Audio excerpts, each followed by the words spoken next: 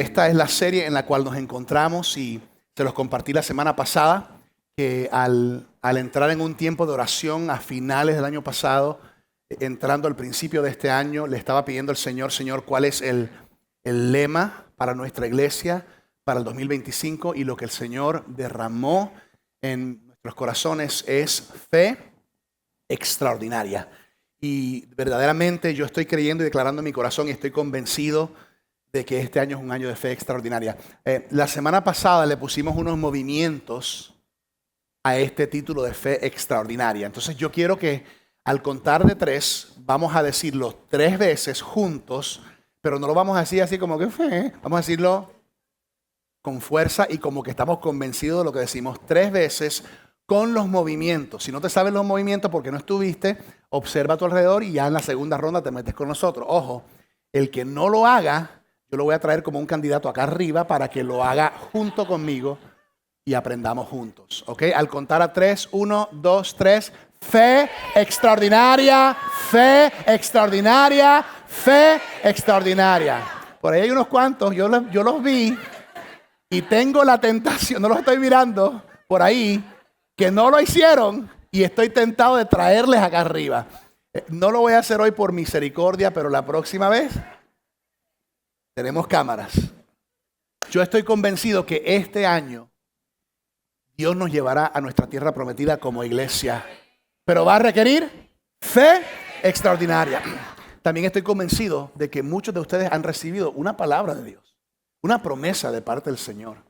Muchos, Dios ha puesto un sueño, una meta, una visión en sus corazones y de repente es tan grande que tú dices, es imposible. Yo estaría de acuerdo, es imposible, pero con Dios nada es imposible, pero va a requerir fe extraordinaria. La buena noticia es que tenemos un Dios extraordinario que tiene un poder extraordinario, pero nos puede llenar con fe extraordinaria. El versículo clave de esta serie está en Efesios 3, versículo 20, que dice aquí en las pantallas, al que pueda hacer muchísimo más. ¿Cuánto? Muchísimo más que todo lo que podamos imaginarnos o pedir por el poder que obra eficazmente en nosotros. A Él sea la gloria en la iglesia y en Cristo Jesús por todas las generaciones, por los siglos de los siglos. Amén. ¿Cuántos cristianos trajeron su Biblia a la iglesia? A ver, déjame las Biblias, espadas. Esos son guerreros armados. Muy bien, si tienes tu Biblia, pon un marcador conmigo en estos 4 lugares. Lo voy a repetir un par de veces. 2 Corintios 5. Si tienes un aparato, igual puedes ir buscando. 2 Corintios 5, puedes poner un marcador en Números 13, Mateo 7 y Efesios 1. Recuerden que en la aplicación de Vertical Church pueden ver todo esto. Repito, 2 Corintios 5, Números 13, Mateo 7, Efesios 1. Y quiero iniciar con la historia interesante de un hombre francés en los 1800 llamado Charles Blondin. Charles Blondin fascinaba a las multitudes por todo el mundo cuando caminaba la cuerda alta por encima de lugares bien altos y peligrosos. Él cruzaba la cuerda alta haciendo cosas extraordinarias en lugares extraordinarios.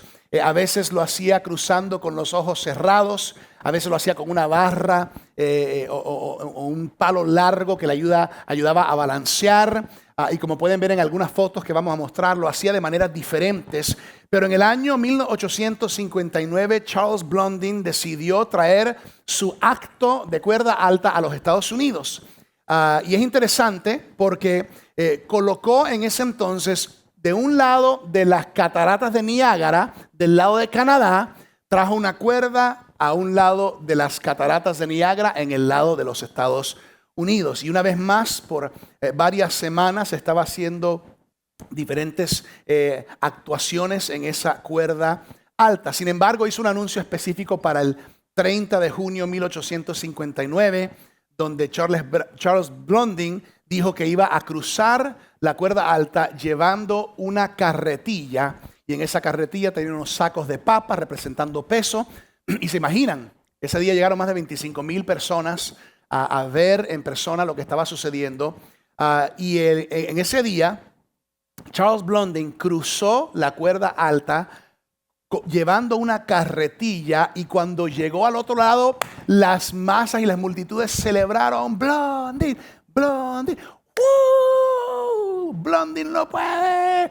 Y cada vez que él cruzaba, celebraba. Y en ese día específicamente, con toda la celebración, Blondin bajó al lugar donde estaba realmente la audiencia principal, porque querían elogiarlo y querían reconocerlo. Y cuando Blondin llegó, la gente gritaba: Blondin, Blondin. Se escuchaba todo eso, y de repente Charles Blondin se paró.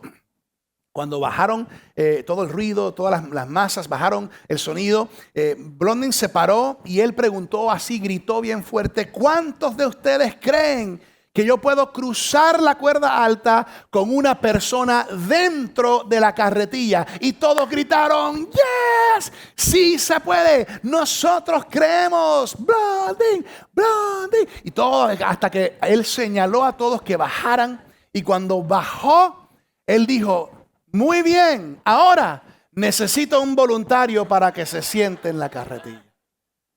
Se quedó la multitud en silencio. ¿Por qué? Porque es una cosa creer algo en teoría, pero es otra cosa permitir que mi creencia informe mi práctica. Es otra cosa permitir que una creencia teórica se convierta en una acción práctica.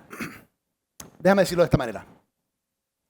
Es una cosa creer ciertas cosas acerca de Dios en teoría, pero es otra cosa meterte a la carretilla de Dios. El título del mensaje de hoy es: fe requiere creer. ¿Y conmigo? Fe requiere creer. Vamos a orar y pedirle al Señor que hable a nuestros corazones. Señor, te damos gracias por un día como este, donde podemos venir a tu casa para adorar, para escuchar y para aprender más de ti. Espíritu Santo, habla a nuestras vidas. Espíritu Santo, muéstranos lo que tú quieres que entendamos y aprendamos de ti. En el nombre precioso de Jesús. Amén. Dale un codito al que tienes al lado y dile: esto va a estar bueno.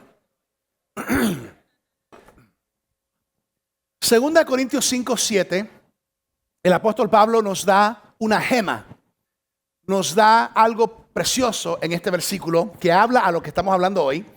Y en 2 Corintios 5:7 Pablo escribe: porque andamos por fe, no por vista. En inglés, we walk by faith, not by sight. Van a haber momentos en tu vida, y si eres cristiano creyente, en tu caminar con Jesús, donde vas a tener que depender de tu fe en Dios, porque lo que tus ojos están viendo no van a conectar con lo que tu corazón está creyendo.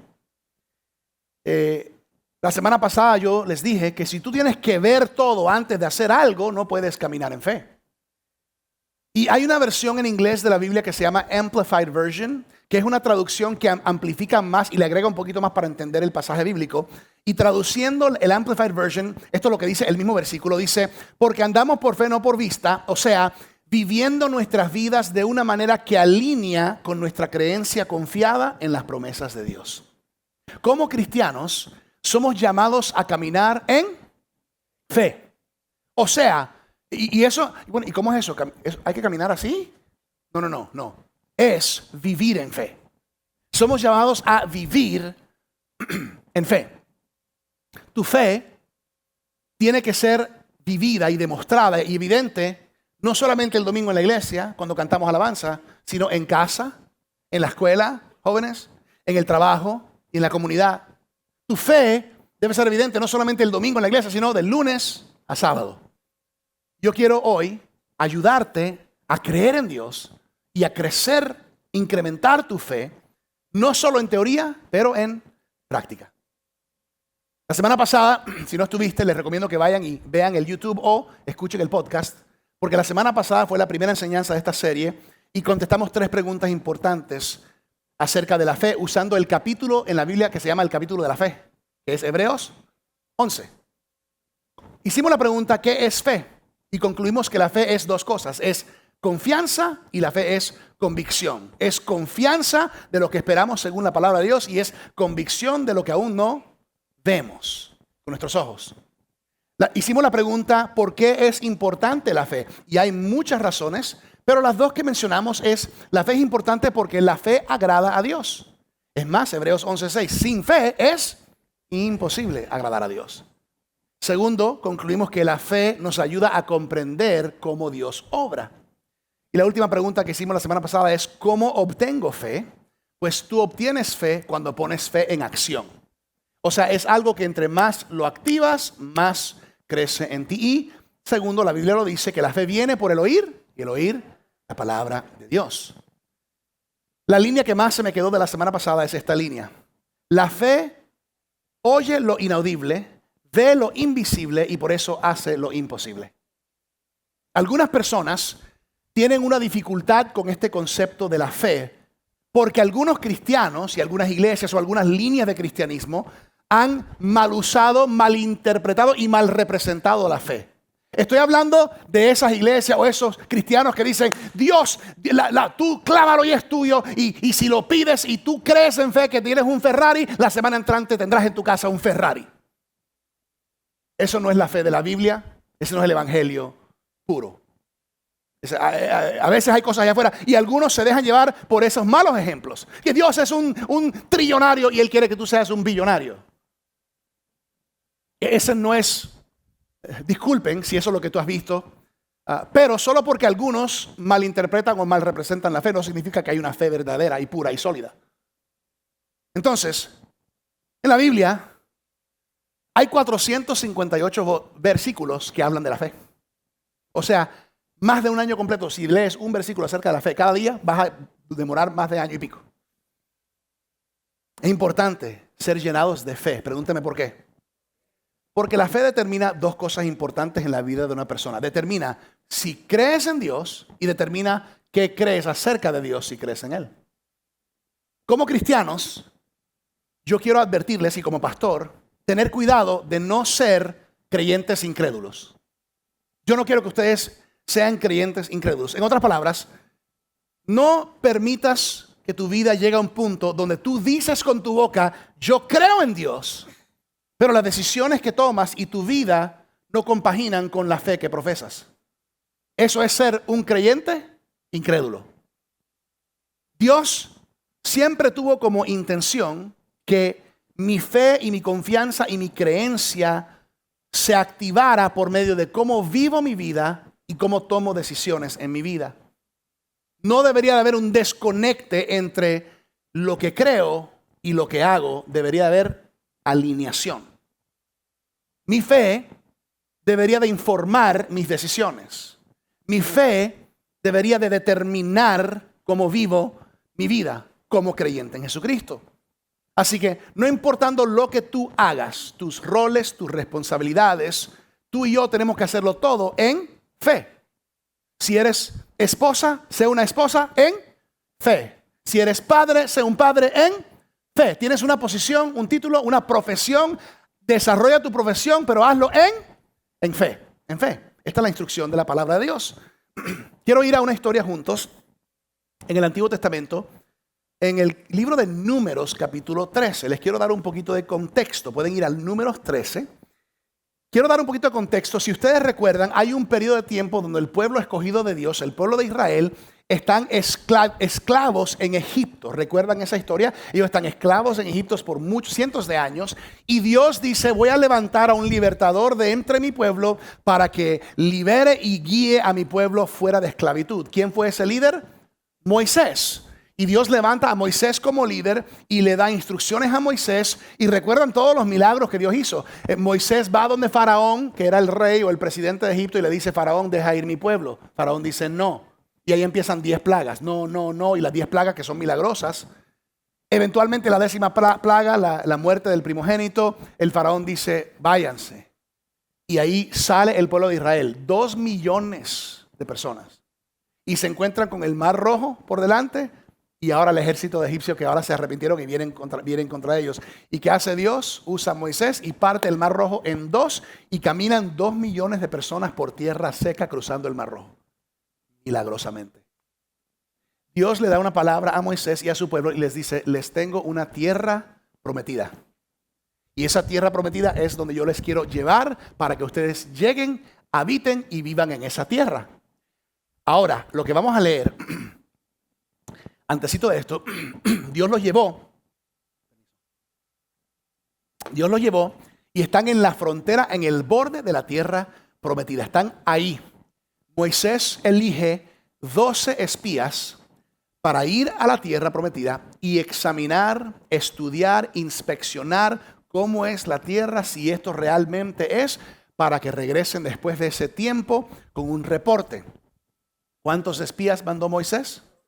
12. Cuando regresan, los espías traen un reporte. Sin embargo, hay 10 que dicen una cosa y hay 2 que no están de acuerdo con la conclusión. Hay 10 y 2. 10 y 2 llamados Caleb y Josué. ¿Ok? Números 13, versículo 27. Tomamos el punto aquí. Este fue el informe. Moisés, fuimos al país al que nos enviaste, y por cierto que ahí abundan la leche y la miel. O sea, es una tierra buena. Aquí pueden ver sus frutos. Si tú lees Números, tú vas a ver que trajeron unas uvas que eran del tamaño de melones. O sea, el fruto era abundante y extraordinario. 28. Pero, mira el informe. Pero el pueblo que ahí habita es poderoso. Sus ciudades son enormes y están fortificadas. Hasta vimos anaquitas ahí. Los descendientes de Anac eran gigantes. O sea, están diciendo, vimos gigantes ahí. Los amalecitas habitan en el Negev. Los hititas, jebuseos y amorreos viven en la montaña. Y los cananeos ocupan la zona costera y la ribera del río Jordán. Ahora interviene uno de los 2, que es Caleb, porque él se está dando cuenta que está hablando mucho de los problemas y dice, Caleb hizo callar al pueblo ante Moisés y dijo, subamos a conquistar esa tierra, estoy seguro que podemos hacerlo. Pero los que habían ido con él, o sea, los otros 10 espías respondieron, no podremos combatir contra esa gente. Son más fuertes que nosotros. Y comenzaron a esparcir entre los israelitas, escucha, falsos rumores acerca de la tierra que habían explorado. O sea, a esos 10 no les gustó que Caleb y Josué estaban diciendo, sí podemos. Entonces empezaron a mandar falsos rumores. ¿Y qué fueron esos rumores? Decían, la tierra que hemos explorado se traga a sus habitantes. ¿Ustedes creen que ellos vieron a la tierra tragar a un habitante? Exageración, ¿no? Y los hombres que ahí vimos son enormes. Hasta vimos a los gigantes anaquitas. Comparados con ellos, parecíamos langostas, o sea, grasshoppers. Y así nos veían ellos a nosotros. Ok, paremos ahí. La mayoría de los espías trajeron este reporte. No podemos hacerlo. Hay muchos desafíos. Los que están ahí son gigantes y nunca podríamos vencerles. Esto es imposible. Tristemente, el pueblo de Israel decidieron creerle a los 10. ¿Y qué hicieron? Se dieron la vuelta y regresaron al desierto. En dirección opuesta de la tierra prometida. Si tú lees o conoces la historia, tú sabes que ninguno de esa descendencia, excepto 2, ninguno de esos entraron terminaron el resto de su vida y murieron en el desierto. De cierta edad para arriba, todos murieron. ¿Y saben quiénes los únicos 2 que entraron? Caleb y Josué. Ni Moisés entró. ¿Por qué? Porque Caleb y Josué dijeron, sí, hay desafíos, pero Dios está con nosotros y nosotros podemos hacerlo. Vámonos, porque si Dios es con nosotros, ¿quién contra nosotros? Si estás tomando apuntes, yo quiero que notes algo. Mira, la diferencia no está en lo que vieron, la diferencia está en lo que creyeron. ¿Por qué decimos eso? Porque escúchame, los 2 espías vieron la misma cosa. ¿Qué vieron? La tierra es buena, el fruto es bueno, los gigantes son grandes y las ciudades están fortificadas. Pero los 10 creyeron algo diferente de lo que creyeron Caleb y Josué. Los 10 carecieron de fe. Por lo tanto, ¿qué hicieron ellos?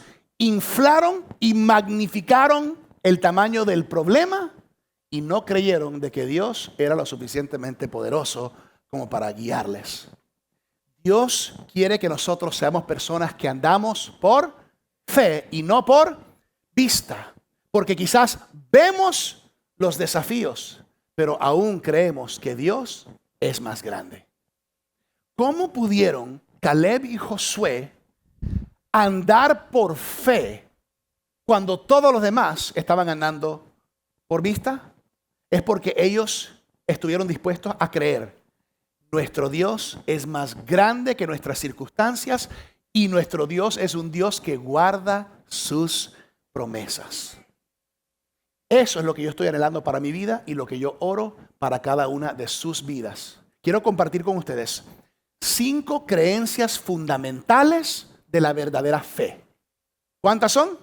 5 creencias fundamentales de la verdadera fe. Estas son 5 creencias que si tú y yo las abrazamos en nuestras vidas, serán como unos bloques que edifican de abajo hacia arriba nuestra fe. Pero tenemos que empezar con el bloque fundamental, que yo diría que es el de abajo, número 1. Esta es la primera creencia. La fe es creer que Dios es quien Él dice que es. Gracias por el amén, hermana. Un amén fue en eso. Un amén. Pero sabes que yo me ameneo yo mismo. Amén, pastor, eso estuvo bueno. Voy a decirlo otra vez. La fe es creer que Dios es quien Él dice que es. Dios no es lo que otros dicen que es. Dios no es lo que el mundo dice que Él es. Dios es quien Él dice que Él es. Esto tiene que ser un fundamento en la fe de nuestros corazones. Josué y Caleb creyeron esto con todos sus corazones. ¿Qué creyeron? Escucha esto, y lo dice en la palabra. Creyeron que Él es el Dios de Abraham, Isaac y Jacob. ¿Y quieres saber qué significa esa declaración cuando alguien dice eso? Eso significa que Él es un Dios que guarda sus promesas de generación en generación en generación. Ese es nuestro Dios, un Dios que guarda sus promesas de generación en generación en generación. El Dios de Abraham, Isaac y Jacob. Así que, escúchame. A pesar de que Caleb y Josué vieron los mismos gigantes y vieron los mismos problemas en la tierra, eligieron no andar por vista, sino creer que su Dios es un Dios que guarda sus promesas de generación en generación en generación. Ellos creyeron que Dios es quien Él dice que es. Y es lo mismo para nosotros. Dios ha hecho algunas promesas sobre tu vida. Él ha revelado quién Él es por medio de su palabra. Y uno de los atributos de su naturaleza es que Él es un Dios que guarda sus promesas. Saben, hoy día hay muchas personas que tienen opiniones variantes acerca de quién Dios es, acerca de quién es Jesús. Y sabes, la sociedad siempre va a tener una opinión acerca de Dios, pero tienes que darte cuenta de esto. Un Dios definido por la sociedad es un Dios limitado por la sociedad. O sea, si tú permites que la cultura o la sociedad defina quién es Dios, pues entonces Él será limitado por las creencias o declaraciones de la sociedad. Pero si tú quieres servir a un Dios que es sin límites, todopoderoso, tienes que creer diferente a lo que la gente cree. Si tú crees, si el Dios en el cual tú crees es un Dios pequeño, estoy aquí para decirte, no es el Dios de la Biblia. Es otro Dios. ¿Por qué? Porque Dios no está definido por el mundo, Dios está definido por su palabra. Este es el primer bloque fundamental. Primera creencia es, fe es creer que Dios es quien Él dice que es. Segundo, la fe es creer que Dios puede hacer lo que Él dice que puede hacer. Amén. Se dice amén, amén, pastor. Amén. Yo mismo me ameneo. Hay escasez de amén, pero no hay problema. Yo me ameneo. Amén, pastor. La fe es creer que Dios puede hacer lo que Él dice que puede hacer. Josué y Caleb creyeron esto, que su Dios es un Dios que hace milagros. Ellos habían escuchado de su Dios milagroso desde su niñez. Ellos habían experimentado en la mano poderosa de Dios, aún cuando ve que Dios los libera de esclavitud en Egipto. Y saben que es algo interesante y algo lindo que nos debe animar, es que todos los nombres de Dios conectan a una acción. Cuando tú estudias los nombres en hebreo de Dios, todos conectan a acción, porque Él es un Dios que hace lo que Él dice que hace. Amén. Les voy a dar unos ejemplos. Está el Señor Elohim, que significa el Señor es fuerte creador. ¿Cuántos dicen amén? Dios es mi fuerte creador. Él es Rojí, el Señor que es mi pastor. Él me guía, Él me cuida, Él me protege. Él es Adonai, el Señor es mi maestro. Él es un maestro que enseña y que guía. Él es Rafa, Señor, mi sanador. Él es un Dios que sana. Él hace lo que Él dice que hace. Él es Señor Jireh. Él es mi proveedor. Toda necesidad que yo pueda tener, Dios es mi proveedor. Él es Sabá. El Señor es nuestro guerrero. Él pelea por sus hijos. Él es el último que doy por hoy. Él es Yeshua Tenú. El Señor es nuestro Salvador. Él es nuestro Salvador. Él es un Dios que salva. Él es quien Él dice que es y Él hace lo que Él dice que hace. Todos los aspectos del carácter de Dios se revelan en su acción. Yo quiero desafiarte hoy a creer en un Dios que es más grande que tus circunstancias. Quiero desafiarte a creer en un Dios que pueda hacer un milagro en tu situación ahora mismo. Dios no ha perdido poder. Dios no es un anciano viejito allá en la mecedora del cielo que ya se está olvidando las cosas. Ese no es Dios. Dios puede obrar en nuestras vidas siempre y cuando estemos dispuestos a creer que Él es quien Él dice que es y que Él puede hacer lo que Él dice que puede hacer. Para ir un poquito más profundo, el desafío de esto a veces es en nuestras vidas personales, porque a veces es una cosa para mí creer de que Dios puede hacer un milagro para otra persona. Pero a veces me cuesta creer que Dios puede hacer un milagro para mí. A veces estamos dispuestos a orar con fe por otros. Yo quiero recordarte hoy que puedes orar con fe para ti también. Y si tú a veces luchas con esta parte en tu vida, tienes que levantar tu fe. ¿Haciendo qué? Creyendo que Él es quien Él dice que es y que Él puede hacer lo que Él dice que puede hacer. Entonces no tienes que responderlo, pero yo te pregunto a ti. ¿Crees tú que Dios puede hacer milagros en tu vida ahora mismo? Amén, yo también lo creo. Tienes que desarrollar esta fe. ¿Por qué? Porque yo no quiero limitar a Dios.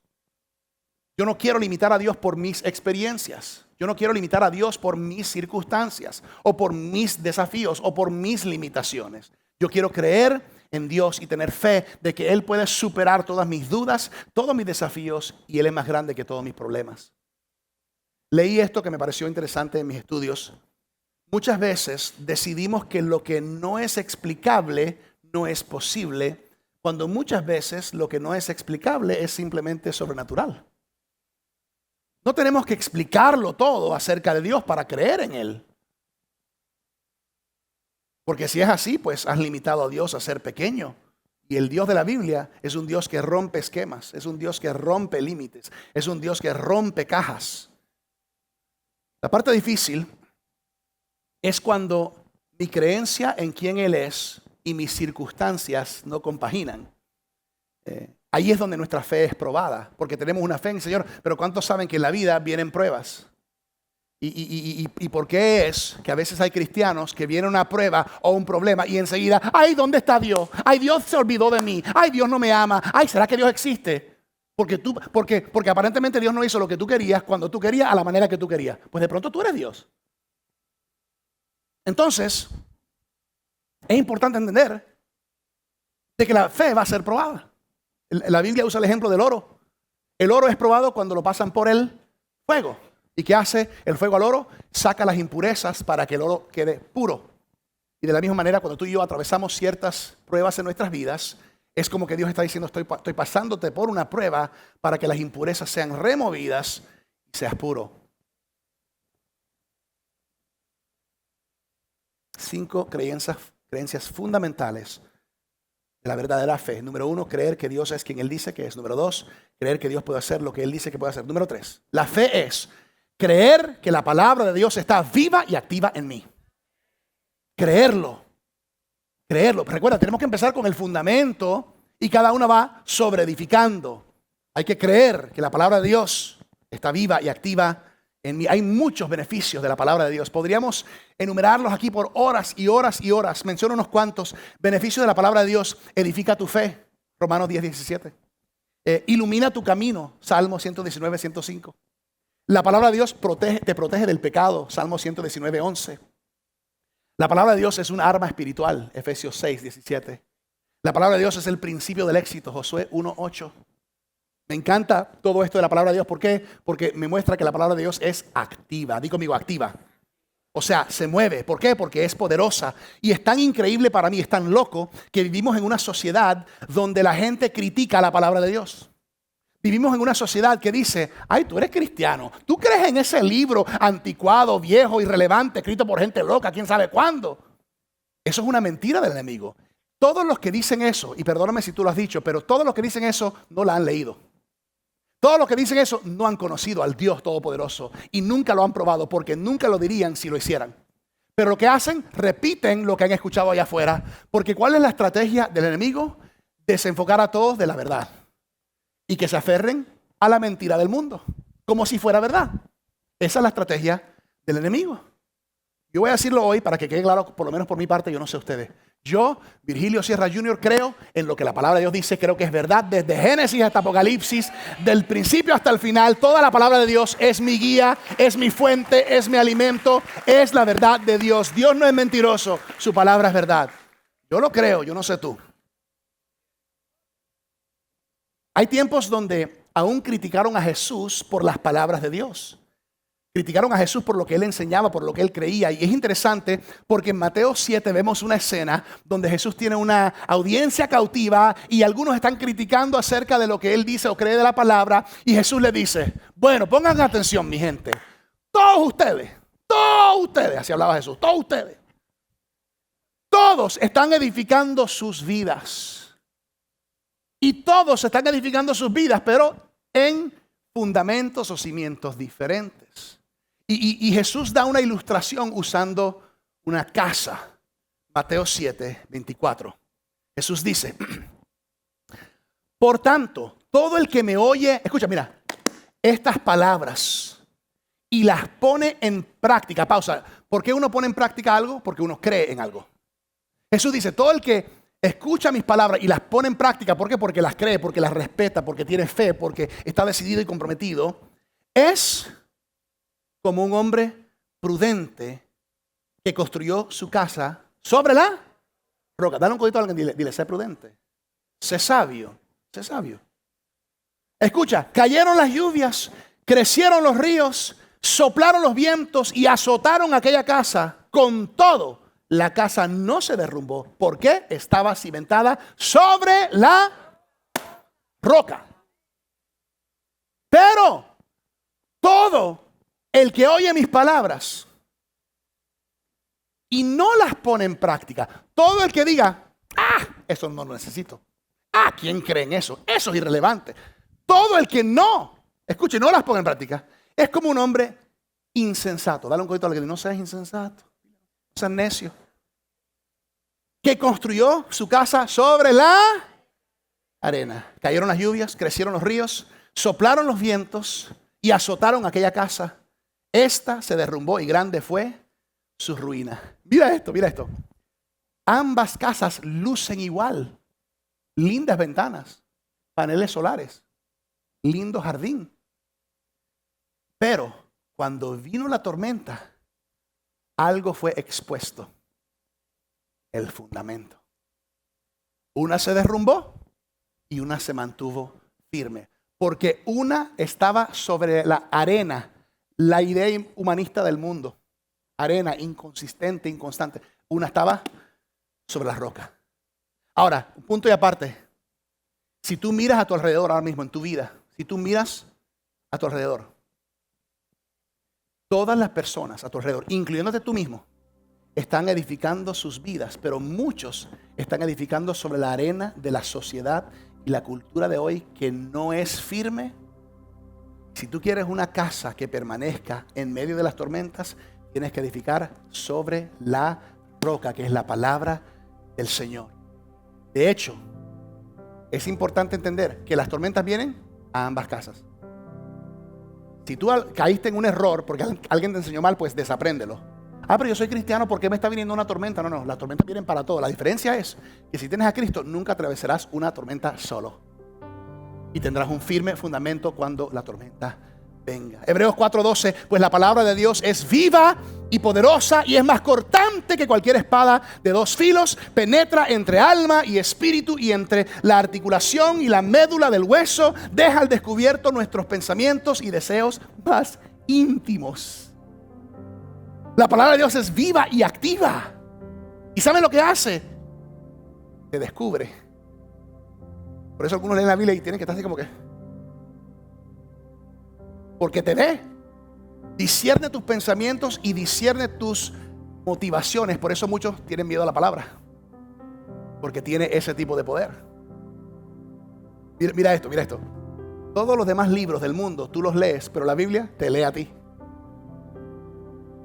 Te lee a ti. Lee tu corazón, discierne tus motivaciones.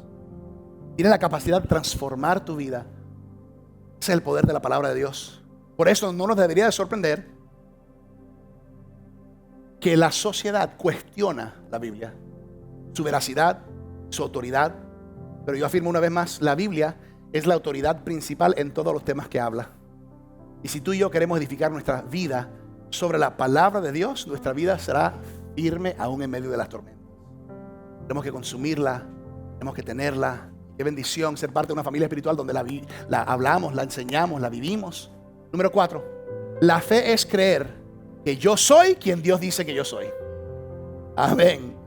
¿Cómo descubro eso? Conociendo a Dios en su palabra.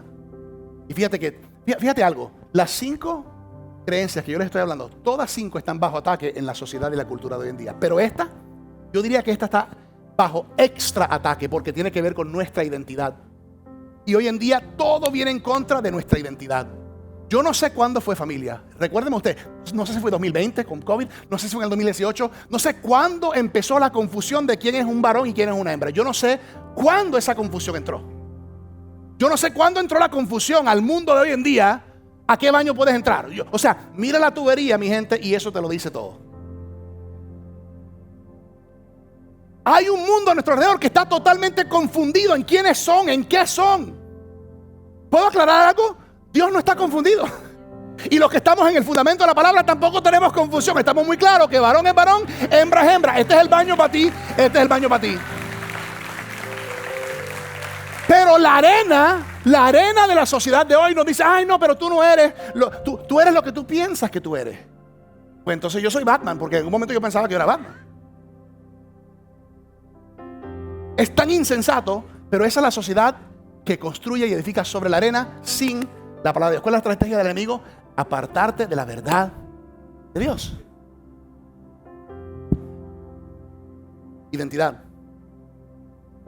Solamente Dios puede ayudarte a descubrir tu identidad, porque solamente Dios es quien te creó. Y la clave para descubrir quién tú debes ser está en tener y desarrollar una relación personal con Jesucristo. Por eso el mundo lucha mucho con esto, porque tú no puedes descubrir el propósito de Dios para tu vida sin Dios en tu vida. Yo no soy lo que otros dicen que yo soy. Yo soy quien Dios dice que yo soy. De hecho, no soy lo que otros dicen acerca de mí. Me categorizan así o asado. No. Yo soy lo que Dios dice. Y quiero mostrarles como una carta de amor que Dios te escribe a mí por medio del apóstol Pablo para recordarte quién tú y yo somos los que hemos aceptado a Jesús como Salvador. Efesios 1, versículo 3. Esto es tremendo. Versículo 1:3.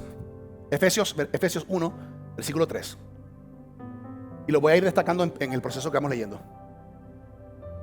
Bendito sea Dios, Padre de nuestro Señor Jesucristo, que nos ha bendecido. Pausa, ¿nos a qué? Di conmigo, yo soy bendecido en las regiones celestiales con toda bendición espiritual en Cristo. Dios nos escogió. Ahora di conmigo, soy bendecido. Ahora di, soy escogido. Nos escogió en Él antes de la creación del mundo para que vivamos en santidad sin mancha delante de Él. En amor nos predestinó para ser adoptados. Di conmigo, soy adoptado como hijos suyos por medio de Jesucristo, según el buen propósito de su voluntad, para alabanza de su gloriosa gracia. Definición de gracia, favor inmerecido. Di conmigo, soy favorecido, que nos concedió en su amado. En Él tenemos la redención. Di conmigo, soy redimido. No el rapero cristiano, ese es redimidos. Di conmigo, soy redimido mediante su sangre, el perdón de nuestros pecados. Di conmigo, soy perdonado conforme a las riquezas de su gracia, la cual Dios nos dio en abundancia con toda sabiduría y entendimiento. ¿Quién soy yo? Di conmigo, soy bendecido, soy escogido, soy adoptado, soy favorecido, soy redimido, soy perdonado, soy un hijo de Dios. Soy salvo en el nombre de Jesús. Esa es tu identidad. No puedes vivir en victoria sin descubrir la identidad que Dios te ha dado. Muchas veces luchamos con esto en nuestro comportamiento, en nuestras actitudes y decisiones, porque no estamos seguros cómo dejar de hacer algo y de repente queremos ser más disciplinados. No busques más disciplina, busca más Jesús, más palabra. Entre más Jesús hay en mi vida, más comprensión y entendimiento tengo acerca de mi identidad en Dios. Por eso tenemos algo que se llama la ruta vertical, para ayudarte a descubrir, si no lo has descubierto, tu personalidad, tus dones espirituales, tus pasiones y conectarlo, porque todo eso está ahí por un propósito. Y cuando tú activas tus propósitos, eso trae plenitud y satisfacción a tu vida. Por eso yo creo que hay muchos cristianos que atraviesan momentos difíciles en su cristianismo porque dejan de servir y de activar lo que Dios puso en ellos. Y se adormece y se pone insensible y el enemigo se aprovecha de eso. Entonces despierta. Hay gente aquí que tiene que despertar, porque tú deberías estar liderando y enseñando y discipulando a personas, pero estás ahí en tu esquina llorando y Dios dice: levántate, que tú eres un hijo mío, te he redimido, te he escogido, te he perdonado, te he favorecido, te he adoptado como parte de mi familia. Amén. 5 y último, la fe es creer que todo lo puedo en Cristo. Filipenses 4:13, todo lo puedo en Cristo que me fortalece. Diga conmigo, todo. En otras palabras, en todo lo que yo hago, yo puedo confiar de que lo puedo porque Cristo está conmigo. Y Pablo lo dice un versículo antes en Filipenses 4:12, donde Pablo dice: sé lo que es vivir en la pobreza y lo que es vivir en la abundancia. He aprendido a vivir en todas y cada una de estas circunstancias, tanto a quedar saciado como a pasar hambre, a tener de sobra como sufrir escasez. ¿Qué dice Pablo? Pablo está diciendo: yo sé lo que es en los tiempos buenos, y cuando los tiempos son buenos doy gloria a Dios por sus bendiciones. Pero Pablo dice: pero cuando también sé lo que son los tiempos malos y difíciles, y cuando yo enfrento momentos difíciles, yo no culpo a Dios, más bien yo me levanto y digo: Señor, yo sé que aún en esta situación tú sigues siendo Dios y mi fe está en ti. Tú me ayudarás y todo lo puedo en Cristo que me fortalece, aún en esos tiempos también. No malinterpretes los desafíos de la vida y luego culpar a Dios por esas cosas. No, reconoce que son oportunidades para que tu fe sea probada y profundice más. Última línea: nunca entenderás la realidad de hacer todas las cosas en Cristo hasta que hagas algo en Cristo. Haz algo en Cristo para que empieces a experimentar poder hacer todo en Cristo que te fortalece. No importando dónde te encuentras, tú tienes un próximo paso en tu fe cristiana. La pregunta es: ¿cuál es? Para algunos tu próximo paso es servir, porque llevas mucho tiempo sentado en la banca y es hora de activar tu fe. Para otros tu próximo paso es dar, porque lo escuchas todas las semanas y sabes y dices amén, pero no das nada. Para otros tu próximo paso es liderar todo lo que Dios ha puesto en ti, derramarlo en otros. Para otros tu primer paso es seguir viniendo a la iglesia, porque es tu primera vez y no lo habías hecho en años o nunca en tu vida. Empieza a hacer eso. ¿Cuál es tu próximo paso de fe? Para cerrar, si tú vives por vista, por lo que ves, hay muchas cosas en la Biblia que la palabra te dice que debes hacer que no vas a hacer. ¿Por qué? Porque requieren fe. Y la fe requiere creer. Por lo tanto, yo pienso en mi vida y le doy un par de ejemplos. En mi vida, y doy gracias a Dios porque en mi niñez tuve líderes, en mi juventud tuve pastores de jóvenes, y tuve a mis padres que me enseñaron muchos principios. Y mira algo, yo aprendí en mi niñez y en mi adolescencia, yo aprendí que el diseño de Dios es que yo guarde mi pureza sexual, mi virginidad, para la mujer con quien yo me voy a casar.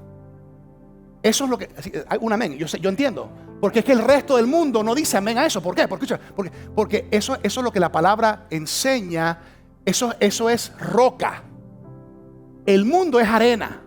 Y el mundo dice: oye, mira, antes de comprometerte, prueba algunas opciones.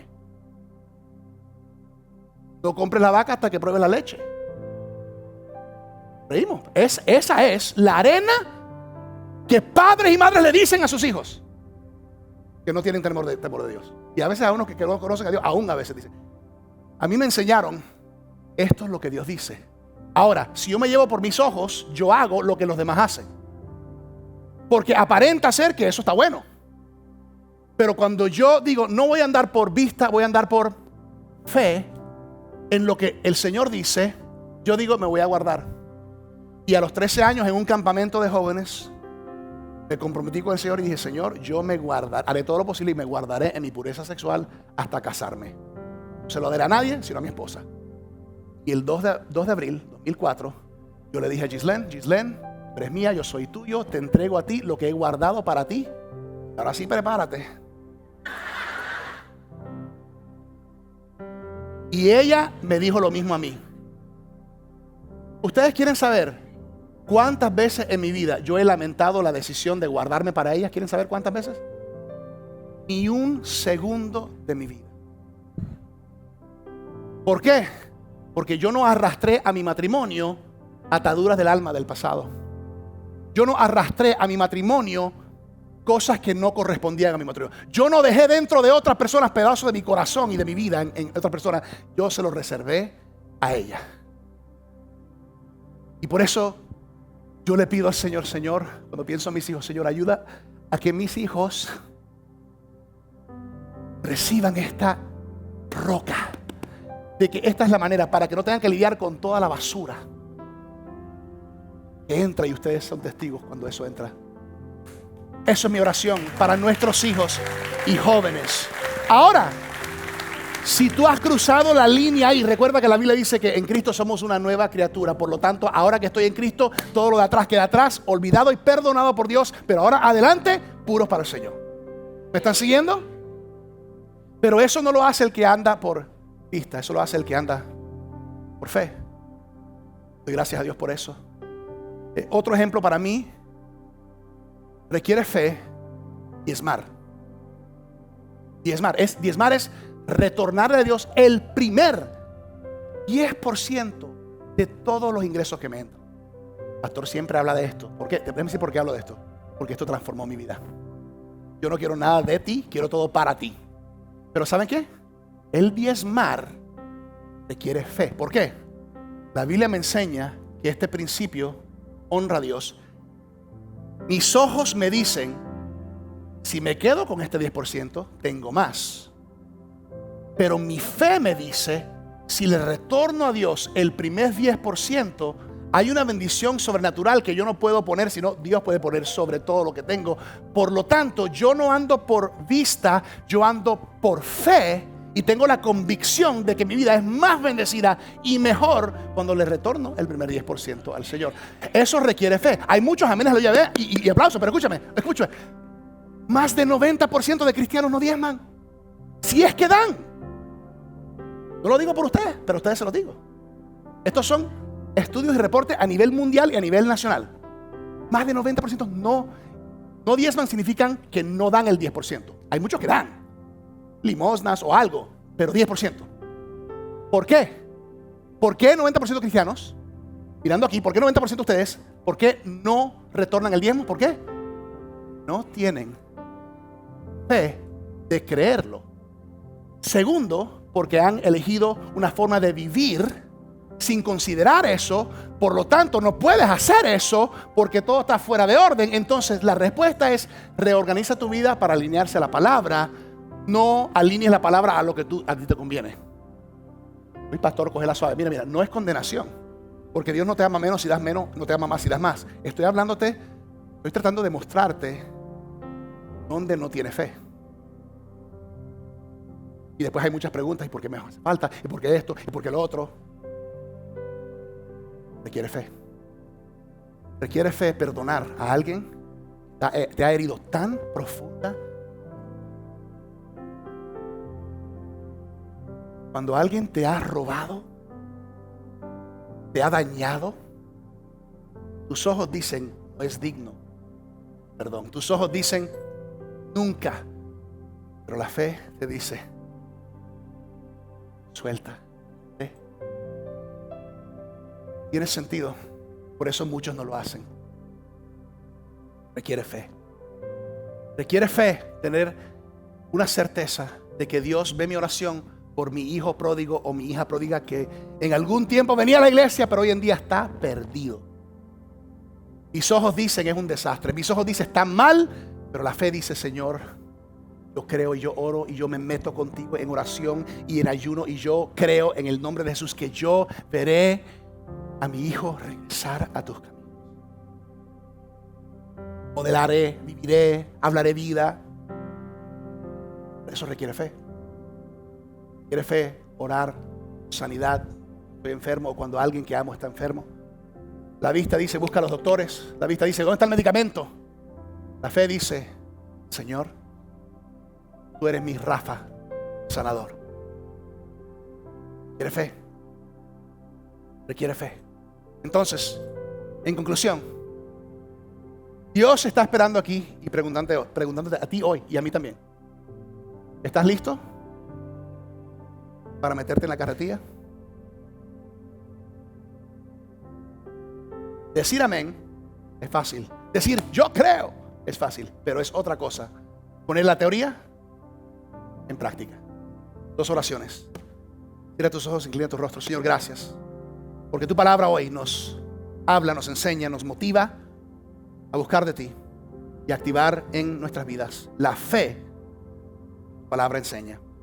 Hoy declaramos estas creencias. Por fe creemos que tú, Dios, eres quien tú dices que eres. Por fe creemos que tú, Dios, puedes hacer lo que tú dices que puedes hacer. Por fe, Señor, creemos que la palabra tuya está viva y activa en nosotros. Por fe, creemos que nosotros somos quienes tú dices que somos. Y por fe, creemos que todo lo podemos en Cristo que nos fortalece. Gracias, Señor, porque tú estás aumentando e incrementando nuestra fe. En el nombre precioso de Jesús. Amén. Amén.